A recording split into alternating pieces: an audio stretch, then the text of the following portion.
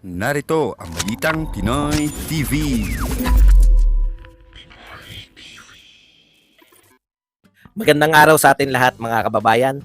Dito na naman tayo sa another episode ng ating vlogs. Pag-uusapan natin ngayon, ito po pumalag na po ang panganay na anak si Paulo Duterte. Pumalag na po ang panganay na anak ng ating Pangulong Duterte.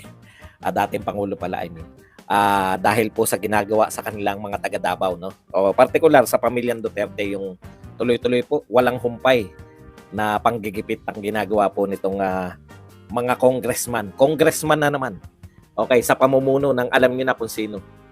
Okay? Inilantad po ni Paulo Duterte ito pong People's Initiative na sinisimula na po ng mga nitong Migs Nograles sa Davao mismo.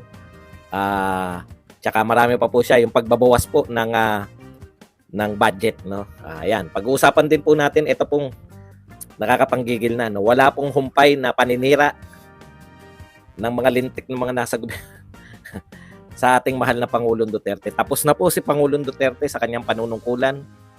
Kada po sila ay may magre-report ng maliliit na accomplishment, babanat po sa mga Duterte. I-expose na po natin yung mga tukmol na yan. Para po, alam nyo, sa totoo lang, kung talagang hahangaan naman po kayo ng tao, hindi nyo na, siguro maliliit lang yung mga bagong Duterte, kaya gano'n na lang nila kung siraan. Parang nga naman sa gano'n, di ba? Yan po mga pag-uusapan natin, pero bago yan, kung bago ka pa lang dito sa ating channel, mag-subscribe ka na. Dahil ito lang ang tanging channel na may kinikilingan, may pinapanigan, una sa balita, huli sa impormasyon, kaya ano pang hinihintay nyo, pindot na, okay. Punta na po tayo rito. Sa wakas po, marami nagtatanong, di ba? Sa inyo po, sa mga viewers natin. Boss Bads, di ba congressman si Paulo Duterte? Ayan, maririnig nyo po yung paliwanag ni Paulo Duterte. Bakit po siya hindi kumikibo noon? Maganda po yung paliwanag ni Ito po ang sinabi ni Paulo Duterte, ang panganay na anak ng mga Duterte. Maawa po kayo sa mga taga Davao. Yung ginagawa po, pinagtutulungan po sila ng mga congressman. Okay. Ito po. Mamaya po mga tanong kasi kung sasagutin ko na kayo, hindi po tayo matatapos. This so-called People's Initiative for Charter Change is nothing but pure PI. People's Initiative, nothing but pure PI. Alam niyo na ibig sabihin ng PI na yan. I was informed that PBA Party List Representative Margarita Nograles is spearheading the PI movement in Davao City. Grabe, Ang lakas ng loob ni Nograles, Dahil alam nila na hindi kikilo ang mga Davaoenyo. Si Nograles yung pinakilos. Yung mga congressman ng Davao, hindi. Yung PBA party list. Kaya dapat tanggalin na yung mga party list na yan. Hindi nyo po ba napupuna? Panay party list po yung ginagamit nila laban po sa mga Duterte. Sila Franz Castro. Kasi wala po silang constituents. Hindi po ba? Yung party list din yata yun. I am against this people's initiative as this is the people's voice.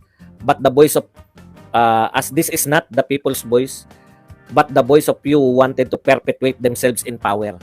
Hindi naman totoo na ito po ay people's voice, kundi ito po ay boses lang ng iilan, sabi ni Paulo Duterte. I also like to inform all Davaoenos, most especially in my district, that the House leadership has taken out 2 billion from your NEP budget for the district and left only a measly 500 million for Davaoenos this year. Tinanggalan po sila ng pondo ng 2 billion. Grabe, Ang hirap po maging Duterte. Pinag-initan po siya. Kaya po, ito po paliwanag ni Paulo Duterte bakit ngayon lang siya nagsalita. To all congressman, ito muna, Lahat ng mga congressman na pinagtutulungan kami, do not give me that kind of BS. Paulo, di ba? Paulo Duterte. Ano nakakatawa? Paulo Duterte, tear marker. Hindi ba Paulo yan? Mali ba ako? Ano ba pangalan ni Paulo Duterte? Mali ba ako nang sinabi? Hindi ba Paulo? Because I will not starve to death. Huwag niyo akong bigyan ng ganyang mga PI kayo. Okay. I will not starve to death. Sabi niya, hindi ako mamamatay sa gutom pag tinanggalan niyo kami ng pondo. If you take my budget away. Ang kawawa, yung mga Davaoenos na bumoto kay PBBM. Masakit po itong sinabi, Ang kinakawawa ninyo sa pagtatanggal nyo ng pondo, yung mga Davaoenos na bumoto kay Pangulong Marcos. Pinakmukha sa inyo na yung buong Davao bumoto sa dyan kay Pangulong Marcos. Di ba? Okay, eto po. I also heard from reliable source that even the senators are explicitly requested to refrain from putting projects in my district. Pati po mga senador, ayaw po nila na magkaroon ng mga budget dyan po sa distrito ni Paulo Duterte. May tatawa na naman dyan. Yung mga mabababaw. Hindi ako luluhod sa inyo para mabigyan ng proyekto, lalo na at may 30% pang kinukuha ang isang peking Panginoon. 30%, grabe. Sino kaya tong peking Panginoon na kumukuha ng 30% sa kada proyekto? Ayan, na-expose na po kayo. Peking Panginoon. Hindi ko po kilala kung sino yung peking Panginoon na nanghihingi ng 30%. Grabe, kaya pala ang mga... Kaya siguro may pambigay dyan sa mga 100. 30% pala. Kada may proyekto, 30% agad sa peking Panginoon. May ideya na kayo kung sino tong peking Panginoon na to. Again, ang kawawa ay ang mga mahal kong Davaoenyo. I have kept my silence. Ito po. Bakit po siya nanahimik? I have kept my silence all through these months since I do not want my constituents to suffer from the dirty politics in the House of Representatives. Kaya pala hindi siya kumikibo. Ayaw niyang madama yung constituents. Matanggalan sila ng pondo. Pero ganun pa man, dahil siya ay Duterte, tinanggalan pa rin ng pondo ng House of Representatives, ng mga BS, ng mga congressman, na sunod-sunuran sa peking Panginoon. To all Davaoenyos, do not sell your soul for mere 100 or 10,000 in exchange for your signature. If you want to follow the minions of the person dreaming to be great in Congress to perdition, that is your choice. Alam nyo, no? Talaga grabe, no? Kayang gawin niya ng mga congressman. Asa na yung pagtatanggol ninyo sa isang congressman na pinagsalitaan ni Tatay Digong na nasaktan kayo lahat? Eto, congressman din to. Pero dahil siya ay Duterte, tinanggalan ninyo yung kanyang distrito. Grabe, no? Grabe po itong ano na to. Ito po ang pinaka-worst. Ang pinakamasakit po nito, wala pong nagagawa, maski senador, maski kung sino-sino. Nakisama na, oh. Nanahimik po si Paulo Duterte, si Pulong Duterte. Nanahimik po siya para hindi maapektuhan. Sabi ko na eh. Pero grabe po pala, ganito kapikon itong mga namumuno rito sa House of Representatives. No? Dahil Duterte siya, binawasan yung budget para sa national expenditure. And Davao City po, isa po sa pinakamalaki land area na syudad sa Pilipinas. Pinakamalaki po na syudad. Kaya talagang ang budget mo dyan, grabe. Pero ganun pa man, wala pong utang yan syudad niyan. Hindi, no? Nakakagalit. Walang ano, basta Duterte ka. Gigipitin ka ng peking Panginoon. Ang malupit nito, walang makakapigil sa 30%. 30%, aba, panahon na. Yan 30% na yan mapigil.